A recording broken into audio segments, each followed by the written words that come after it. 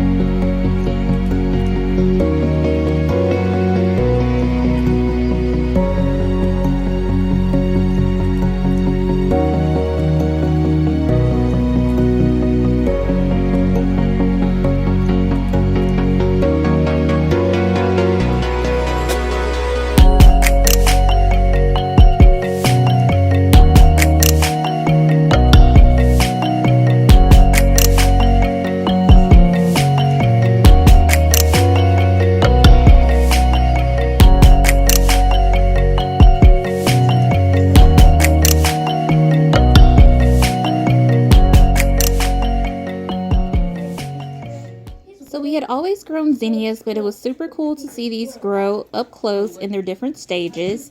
The zinnias that bloomed quickest for us within 3 days. So we saw the red bloom first, then the blush, and then the peach.